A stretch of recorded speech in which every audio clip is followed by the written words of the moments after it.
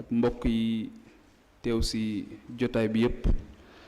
ak ñi nga xamante ni ñoo ngi ñuy seetaan fi gën a sori ci biir réew mi ak ci bitim réew yépp ñu ngi leen di nuyu bi gën a tedd kenn ku ci nekk ñu jox ko wàccuwaayam di nuyu bu baax kilifa yi nga xamante ni ñoo jiite jotaay bi nekk ci barab bi di yëkkati nag ay kàddu cant yu mag a mag di ko jébbal sunu wëyjur sunu sëriñ sunu xarit sunu référence sunu modèle sunu source d'inspiration mooy sëriñ Mouhamadou Moustapha Sy di ñaan sunu borom ci barke shahru ramadan bi ñu nekk ci barke fan yu mujj yi ni mu amee solo ñaan sunu borom mu bàyyi ko fi ñaan sunu borom mu wéral ko ñu ñaan sunu borom lépp loo xamante ni nal na ko bëgg ko liggéeyal yonent bi sallallahu alayhi wa sallam bëgg ko liggéeyal Seydi Hadji Malick bëgg ko liggéeyal Serigne Babacar Sy bëgg ko liggéeyal Serigne Cheikh Ahmed Tidiane Sy Al Maktoum sunu borom defal ko ci lu kawe njortam moom ci ñi am rendez-vous ak humanité ci la bokk ku accéder à l'universalité la moo tax nit quelle que soit sensibilité am quelle que soit religion am quelle que soit bëgg-bëggam mën na di jëriñu ci moom ndax boo ñëwee da ngay fekk muy génne loo xamante ni muy dégager loo xamante ni di incarner loo xamante ni jamono bu nekk ak foo mën a bokk ak loo mën a gëm soo ñëwee di nga fekk moom mu yor remède par rapport ak sa préoccupation loolu moo tax dundam am njëriñ ñooñu nga xamante ni dañuy incarner ay valeurs universelles ñooñu ñooy accéder à l'universalité nga xamante ni jamono bu nekk dañuy transcender toutes les considérations ak kii yépp dañuy yëkkatiku au-dessus de la mêlée moom ci ñooñu la bokk ñu koy ñaanal bu baax a baax suñu borom yàggal ko fi bu baax dafa am benn borom xam-xam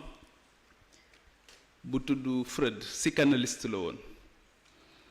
mu benn bés mu recevoir benn patientam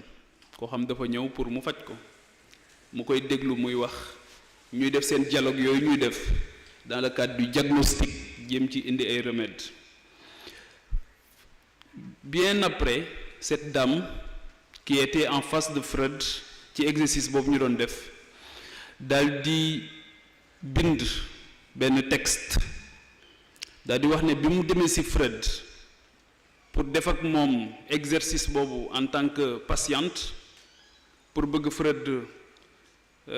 kii ko dimbali ko mu ne la présence de Freud ci même pièce bi ak moom mu ne moo ko ëppaloon solo lépp lu mu ko mënoon wax la présence ci espace bi même espace bi moo ko ëppaloon solo lépp lu mu ko mën a wax donc la présence de Serigne Mouhamadou Moustapha Sy moom it ci dayoo boobu la nekk sa seule présence dafay rassurer dafay dalal xel dafay dalal xol ñun loolu moom moo ñu dal ci moom yenn saa yi moo Cheikh mi ne ko damay yëglu rek ngir nga jottalil ma ko sama cant ci moom ci taxawaayam ci jamono bu nekk ci discours am yu njëkk boo ko xoolee ñoo ngi koy waxtaanee léegi bi ñuy ndogu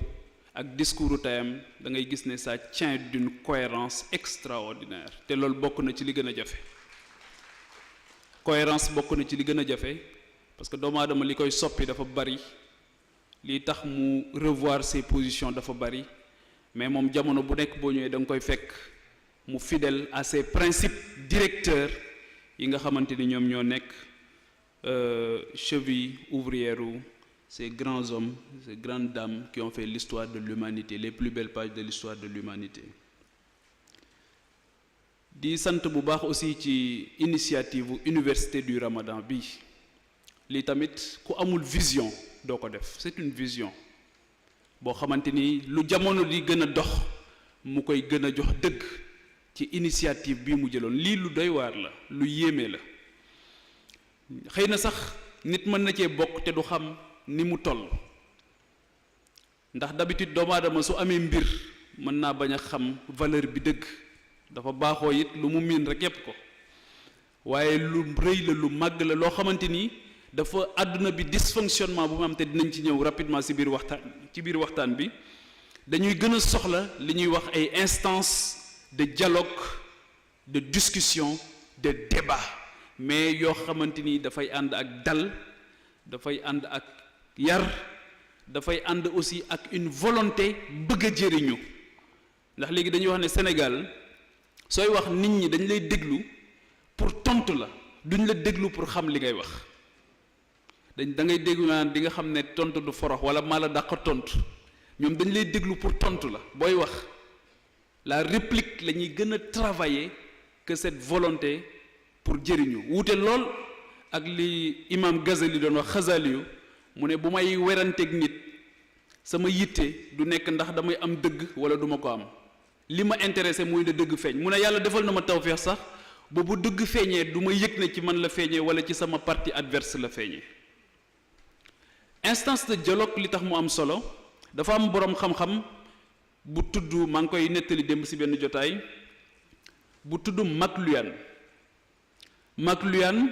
moom moo njëkk a théoriser le concept de village global village planétaire c'est un chercheur canadien bi mu théoriser le village planétaire c'était avec l'arrivée des nouvelles technologies de l'information et de la communication à l'époque mënoon nañ ko tuddee les NTIC léegi avec l'évolution nee nañ N bi dañ na léegi TIC rek la ñuy wax mooy technique de l'information et de la communication McLuhan mu ne avec les nouvelles technologies de l'information et de la communication adduna bi dafay dem vers un village lay nekk le jeune canadien ni muy xalaate noonu la le jeune sénégalais di xalaate dañuy jokkoo dañuy waxtaan léegi cloisonnement dootul am dañuy décloisonner mu daal di jox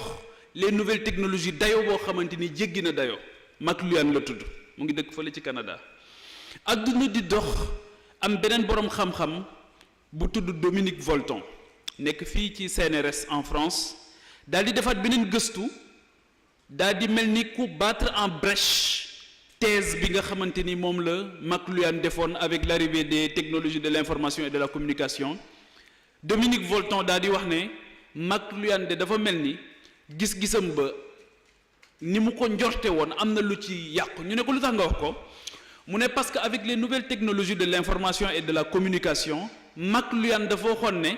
àdduna léegi day nekk benn genre village planétaire boo xamante ni ñëpp dañuy jëflante di gisante di waxtaan cloisonnement yi day deñ Dominique Volton mu ne en réalité il s'est produit le contraire ñu ne ko lan moo xew léegi mu ne avec les nouvelles technologies on s'est rendu compte que les gens ne communiquent plus dafa gën a cloisonné ñu ne ko lu tax mu ne ndax Djibril Fall mën na daje ak Mamadou Dieng tey ñu joxante rendez-vous ci benn restaurant pour waxtaan bu ñu ñëwee ba ci restaurant bi chacun sent la nécessité de parler avec les gens qui ne sont pas sur place c'est-à-dire dañuy joxante rendez-vous ba daje pour waxtaan kenn ku ci nekk ci këf kii ba dootuñu mën a waxtaan bu dee ci biir kër yi ak lu kër gi kii ba ci même autour du bol fi ñuy toog di lekk kenn ku ci nekk yaa ngi sëgg ci sa téléphone bu ñu génnee foofu fu ñu mën di dem kenn ku ci nekk yaa ngi sëgg ci kii mu ne donc avec les nouvelles technologies on pensait qu'on allait communiquer plus mais on ne communique plus te mu ne McLuhan dafa waxoon ne dinañ gën a jëflante mu ne dafa mel ni daf ñu gën a cloisonné loolu moo tax Université du Ramadan moo xam ne c'est une vision bu am solo avec les autres instances de discussion yi nga xamante ni daayira bi daf koy taxawal jamono bu nekk di sentir cette nécessité impérieuse de décloisonner de trouver des ponts et de faire tomber les murs entre les intelligences pour mën ñu waxtaanee pour mën a nekk dans une dynamique de co-construction boo xamante ni amatuñ ci pexe à partir du moment où on a renoncé à l'individualisme ne dañuy dund en société on a besoin non seulement de fédérer les moyens mais on a aussi besoin de fédérer les intelligences pour ñu mën a comprendre enjeux yi ñu am jamono bu